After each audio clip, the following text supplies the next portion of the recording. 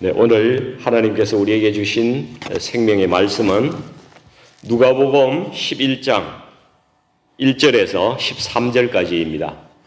누가복음 11장 1절에서 13절까지 말씀을 같이 합독하겠습니다. 찾으신 줄 알고 같이 합독하겠습니다.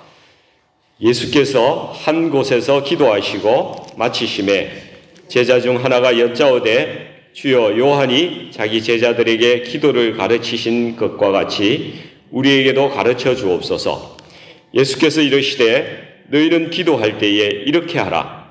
아버지여, 이름이 거룩히 여김을 받으시오며 나라가 임하시오며 우리에게 날마다 일용할 양식을 주시옵고 우리가 우리에게 죄 지은 모든 사람을 용서하오니 우리 죄도 사하여 주시옵고 우리를 시험에 들게 하지 마시옵소서 하라.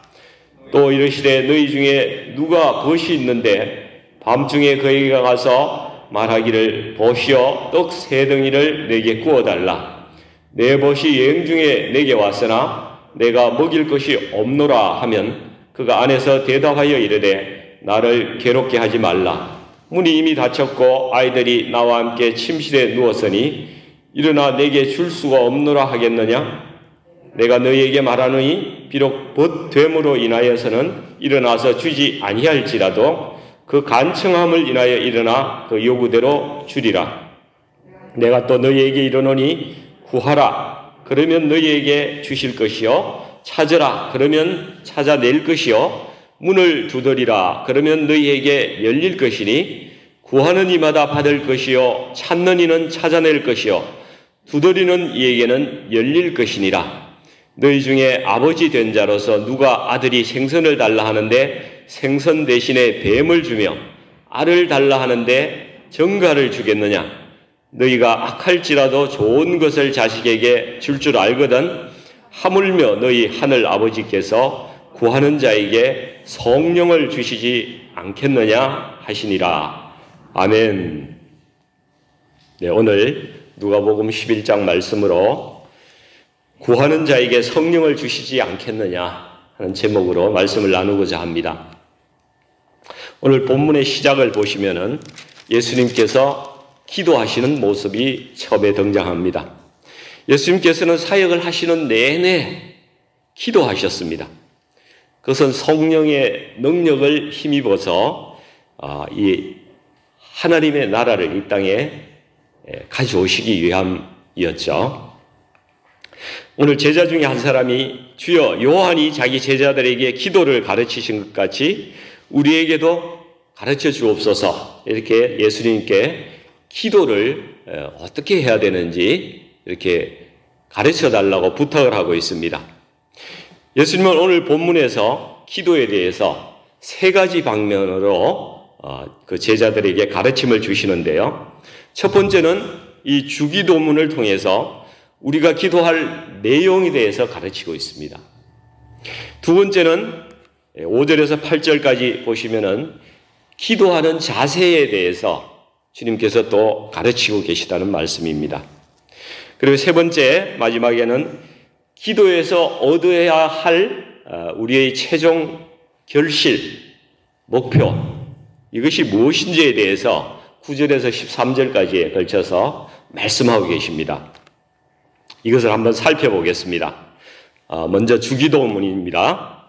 아버지여, 이름이 거룩히 여김을 받으시오며 나라가 임하시오며 우리에게 날마다 일용할 양식을 주시옵고 우리가 우리에게 죄 지은 모든 사람을 용서하니 우리 죄도 사하여 주시옵고 우리를 시험에 들게 하지 마시옵소서 하라.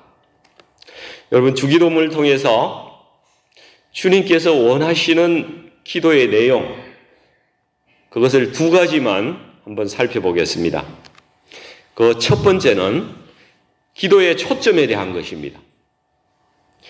너희는 지금까지 주야장창 너희의 뜻만 구하며 기도를 해왔는데 그렇게 하지 말고 이제부터는 하나님의 이름이 거룩히 여김을 받으시도록, 그리고 하나님의 나라 그 뜻이 이 땅 가운데 이루어지도록 너희가 그렇게 기도하라, 이렇게 말씀하고 계시는 것입니다. 여러분 누가복음 22장 42절에 예수님께서 겟세마네 동산에서 기도하는 장면으로 한번 가보겠습니다. 이르시되 아버지여 만일 아버지의 뜻이거든 이 잔을 내게서 옮기시옵소서. 그러나 내 원대로 마시옵고 아버지의 원대로 되기를 원하나이다. 예수님께서 이렇게 기도하고 계십니다.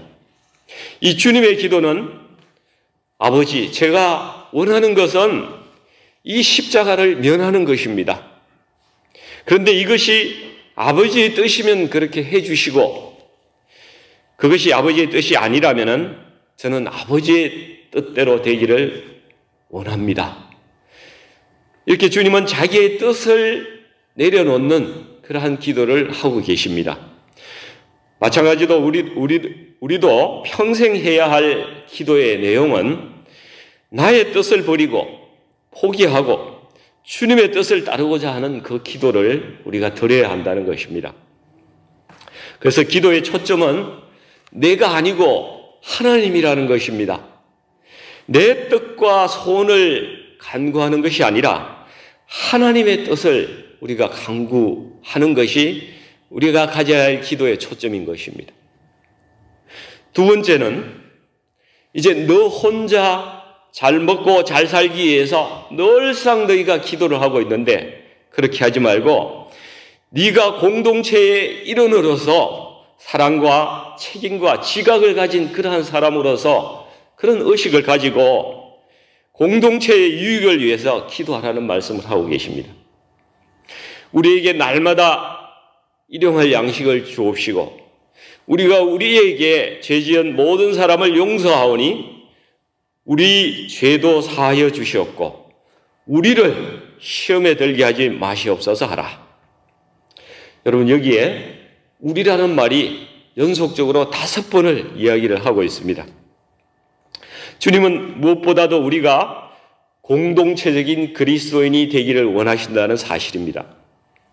다시 말하면 하나가 되기를 원하신다는 사실이죠. 주님은 우리 교회를 군대로 표현하시기도 하고 또 건물로 표현하시기도 하고 이 성전으로 집으로 이렇게 우리 교회를 표현하셨습니다. 주님이 군대의 대장 되시고 건물의 주춧돌이 되시고 또 몸의 머리가 되십니다.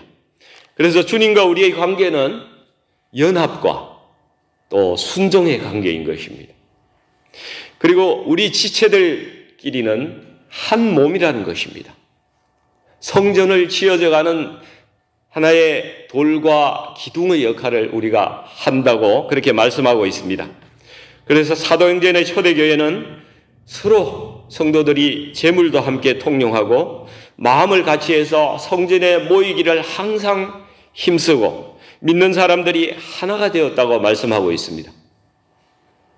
여러분 지금은 환경이 많이 달라지긴 했지만은 공동체의 성도들이 서로 돕고 하나가 되는 것은 언제나 변하지 않는 주님의 뜻이라는 사실입니다. 우리가 드리는 기도의 종류가 3가지가 있습니다. 그 첫 번째는 우리가 흔히 하는 나를 위한 기도입니다. 내 문제를 해결받고자 하는 기도죠. 모든 그리스도인들은 기도를 통해서 응답받는 경험이 있어야 합니다. 그것이 살아계신 하나님을 체험하고 또 우리의 그 신앙이 자라는 기초가 되기 때문입니다. 그러나 주님께서는 여기에만 머무르는 그런 사람이 되지 않기를 바라신다는 것이죠. 평생 나와 내 가족만 위해서 기도하고 살아가는 그런 신앙에 머무르지 말라는 것입니다. 평생 이렇게 기도하시는 분들은요, 아무리 신앙의 연수가 많으셔도 그 믿음이 어린아이와 같이 자라지가 않는다는 것입니다. 둘째는 이웃을 위한 기도가 있죠. 우리가 성경에서 보셨듯이 로마의 백부장 이 사람이 자신의 그 종을 위해서 예수님께 나옵니다. 자기가 다스리는 식민지의 그 청년 예수님께 무릎을 꿇고 간구합니다. 이 백부장의 마음을 사랑이 아니면 무엇으로 설명할 수 있겠습니까? 사랑의 마음으로 자기를 확장시켜서 다른 사람을 위해서 기도할 수 있다는 것은 대단히 귀한 믿음인 것입니다. 주님께서도 내가 진실로 너희에게 이르노니 이스라엘 중 아무에게도 이만한 믿음을 보지 못하였노라. 이렇게 크게 칭찬하셨습니다. 그런데 이런 기도도 주님께서 원하시는 마지막 고울은 아니라는 사실입니다. 세 번째 기도는 하나님의 나라와 그의 의를 구하는 기도가 있다는 것입니다. 아버지의 이름이 거룩하게 여김을 받으시도록 또 하나님의 나라와 하나님의 뜻이 이 땅 가운데 임하시도록 그렇게 기도하는 것입니다. 이 기도는 내가 주님의 뜻이 무엇인지를 알고 그것에 순종하고자 드리는 기도인 것입니다. 사랑하는 분과 함께 시간을 보내고 그분과 깊은 인격적인 그 관계 속에서 교제 속에서 내가 그분을 닮아가기 위해서 드리는 기도가 되는 것입니다. 이런 기도를 드릴 때 하나님께서 우리에게 약속하시는 것이 있습니다. 마태복음 6장 33절 말씀, 그런즉 너희는 먼저 그의 나라와 그의 의를 구하라. 그리하면 이 모든 것을 너희에게 더하시리라. 여러분, 저는 얼마 전에 한 부부와 같이 교제를 나누면서 이런 말씀을 들은 적이 있습니다. 우리 부부가 교회에서 맡겨주신 대로 주님께서 주신 일로 생각하고 열심히 충성하고 사역을 했더니만 하나님께서 가장 중요한 것, 우리 자녀들을 지키시고 책임져 주셨다고 이렇게 말씀을 하시는 것을 들은 적이 있습니다. 내가 노력하지도 않았고 특별히 구하지도 않았는데 주님께서 좋은 길로 인도해 주셨다는 것입니다. 주님의 제자로 살아가면요, 우리에게 필요한 것들 주님께서 이미 다 알고 계시기 때문에 너희가 염려하지 말라. 내가 채워주리라. 주님은 우리에게 이런 삶을 살아가기를 원하신다는 사실입니다. 다음은 우리가 본문의 5절에서 8절까지 말씀을 보겠는데요. 여기는 기도의 자세에 대해서 주님께서 말씀하시고 계십니다. 우리가 8절 말씀만 같이 다시 한번 읽어보겠습니다. 내가 너희에게 말하노니 비록 벗됨으로 인하여서는 일어나서 주지 아니할지라도 그 간청함을 인하여 일어나 그 요구대로 주리라. 여러분, 간청함이다. 간청함으로 인하여 너희에게 주겠다고 말씀하는데, 이 간청함이란 말은 헬라어로 아나이데이아라는 말인데요, 부끄러움이 없다, 이런 뜻을 가지고 있습니다. 다시 말하면 부끄러움이나 염치에 불구하고 간곡히 하나님께 구하는 것을 말씀하고 있는 것입니다. 여러분, 기도에는 간절함이 있어야 된다고 말씀하는 것입니다. 자기 딸을 고쳐달라고 예수님을 찾아온 그 두로 지방에 살던 수로보니게 여인의 그 간절함을 여러분 기억하십니까? 예수님께서 자녀의 떡을 취하여 개들에게 던짐이 마땅치 아니하니라 이렇게 말씀하셨음에도 불구하고 이 여인이 이렇게 응답합니다. 주여, 옳소이다마는 상하래 개들도 아이들이 먹던 부스러기를 먹나이다. 얼마나 부끄러움이나 염치를 다 버리고 그것을 뛰어넘는 그 간절함입니까? 자신을 다 내던진 기도인 것입니다. 이 간절함을 주님께서 인정하시고 여인의 이 간청에 응답해 주셨습니다. 왜 주님께서 이런 간절한 기도를 원하실까요? 주님께서는 주님과 우리의 사이를 가로막고 있는 것들, 우리의 인간적인 그러한 생각들, 우리의 교만이나 위선과 거짓, 내 인간적인 그 체면, 이런 것들 다 버리고 주님만 소망하고 주님만 바라보기를 원하시는 것입니다. 주님께서 그러한 믿음을 찾으시고 그렇게 기도하라는 말씀입니다. 하나님께서는 우리 마음의 중심을 보시는 분이십니다. 하나님께서 마음에 없는 기도를 하고 있는지, 마음에 진실한 마음을 담아서 기도를 하고 있는지 하나님께서 다 아신다는 사실이죠. 여러분, 우리가 하나님을 속일 수가 없습니다. 기도도 우리가 속일 수가 없는 것입니다. 이 간절함이 우리가 하나님께 응답받는 기도의 자세인 것입니다. 이제 마지막 9절에서 13절까지 이 기도의 결실에 대해서 주님께서 가르쳐주고 계신데요. 우리가 기도하는 최종적인 이 목표나 결실이 여러분 무엇이라고 생각하십니까? 우리가 기도함으로 응답받는 것 매우 중요합니다. 그것이 중요하지만 그것보다 훨씬 더 좋은 기도의 결실이 있다는 것입니다. 그것은 우리 하늘 아버지께서 우리에게 주시는 선물, 성령을 우리가 받는 것입니다. 13절에 보시면은 너희가 악할지라도 좋은 것을 자식에게 줄 줄 알거든 하물며 너희 하늘 아버지께서 구하는 자에게 성령을 주시지 않겠느냐 하시니라. 구하는 자에게 약속하신 선물은 여러분 성령입니다. 사람들이 항상 자신의 필요를 위해서 소원 성취를 위해서 기도하고 있습니다. 그러나 성령 충만을 달라고 우리가 얼마나 기도하고 있습니까? 기도하는 사람이 적다는 것입니다. 우리 그리스도인들의 죄와 거짓과 더러움이 가득한 이 세상에서 어떻게 능력 있는 하나님의 자녀로 살아갈 수 있을까요? 하나님과 깊은 교제 가운데 우리가 어떻게 살아갈 수가 있을까요? 그 교제 가운데 살아갈 수 있는 비결이 무엇일까요? 주님의 몸된 공동체, 교회 공동체 안에서 우리 같은 연약한 인간들이 서로 사랑하며 하나가 될 수 있는 그 비결이 무엇일까요? 십자가의 도의 비밀을 온 세상에 전하고자 하는 그 마음과 그 능력은 어디에서 나오는 것일까요? 예배와 찬송을 사모하게 되고 은혜 가운데 살아가게 하는 그 능력은 도대체 어디서 나오는 것일까요? 죄와 마귀와의 싸움에서 이기고 어둠을 물리치고 하나님께 영광을 돌리는 이 삶의 능력이 어디서 나오는 것일까요?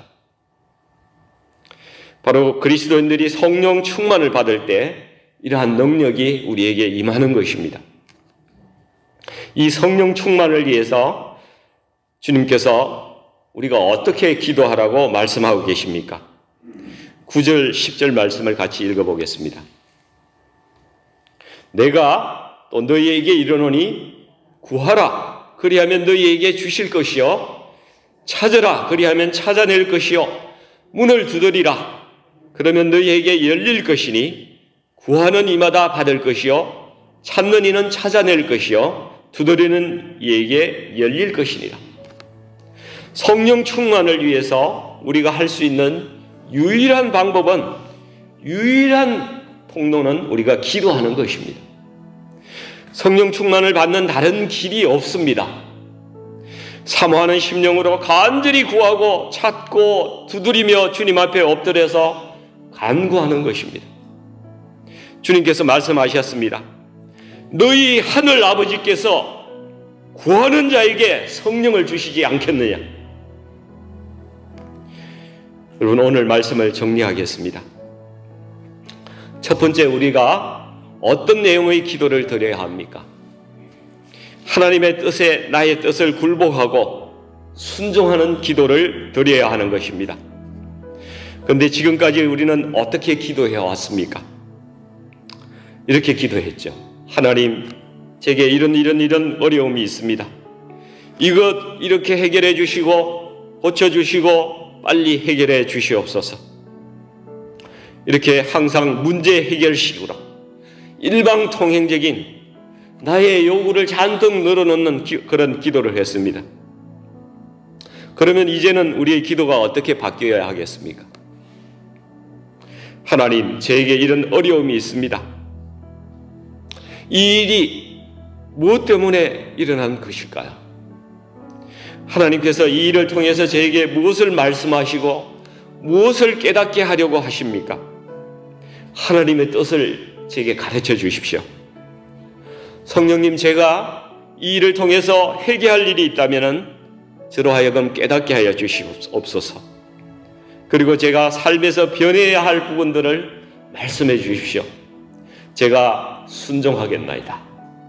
우리가 이렇게 기도해야 하는 것입니다. 여러분, 두 번째, 우리가 어떤 자세로 기도해야 합니까? 간절함입니다. 간절한 기도를 주님께서 응답하십니다. 기도할 때 내 체면, 내 영광, 내 자랑, 내 교만, 이 우리가 가진 인간적인 생각들 다 내려놓고 오직 주님 앞에 엎드리고 간절히 사모하면서 그렇게 기도하면서 나아가야 한다는 것입니다. 오늘 저와 여러분이 이렇게 기도하기를 원합니다. 세 번째, 주님께서 우리에게 무엇을 위해서 기도하라고 말씀하십니까? 성령 충만 받기 위해서 간절히 사모하고 구하고 찾고 두드리라고 말씀합니다. 구하는 자에게 성령을 주시겠다고 약속하셨습니다. 여러분, 디모데전서 4장 5절에 하나님의 말씀과 기도로 거룩하여진다고 말씀합니다. 우리가 사는 길은 오직 말씀과 기도밖에는 없는 것입니다. 우리 교회에서 어제부터 시작한 말씀 통독 있죠? 모두 꼭 참여하시기를 권면드립니다. 말씀을 통해서 나를 향한 하나님의 뜻이 무엇인지를 알아가는 훈련을 하기를 원합니다. 또 우리가 모두 성령 충만 받기를 사모하며 기도하기를 원합니다. 성령께서 주님의 뜻을 알려주시고 우리는 그 뜻을 순종하는 삶을 살아감으로써 이 땅에서 예수님의 제자로 이 하나님의 나라를 우리가 경험하며 나아가는 우리 복된 성도들이 다 될 수 있기를 주님의 이름으로 간절히 축원드립니다. 같이 기도하겠습니다. 아버지 하나님, 저희들은 기도를 잘못 알고 있었습니다. 무엇이든지 구하면 주신다는 말씀만 보았지 하나님의 뜻대로 구하라는 말씀을 우리가 소홀히 여겼습니다. 기도는 주님의 뜻 앞에 나의 뜻을, 나의 자아를, 나의 욕심을 포기하고 하나님의 뜻이 내 삶 가운데 이루어지도록 간구하는 것이라는 사실을 하나님 깨우쳐 주시니 감사합니다. 오늘부터 우리의 기도가 변하기를 원합니다. 하나님, 우리의 기도가 변하게 하여 주시옵소서. 우리가 주님과 동행할 때 주님께서 우리에게 필요한 것들을 다 책임져 주신다는 사실을 믿습니다. 우리가 구하는 것보다 항상 더 좋은 것으로 주시는 주님을 신뢰합니다. 주님, 저희들이 성령 충만 받기를 원합니다. 주님께서 기도 가운데 성령을 부어주시옵소서. 성령의 기름 부으심이 우리 가운데 충만하게 하여 주셔서 우리의 예배와 찬송이 살아나게 하시고 기도의 능력이 나타나게 하시고 우리의 심령이 사랑으로 풍성하게 하여 주시옵고 이 땅 가운데 하나님의 나라를 전파하며 누리며 살아갈 수 있도록 저희를 인도해 주시옵소서. 예수님의 이름으로 간절히 기도하옵나이다. 아멘.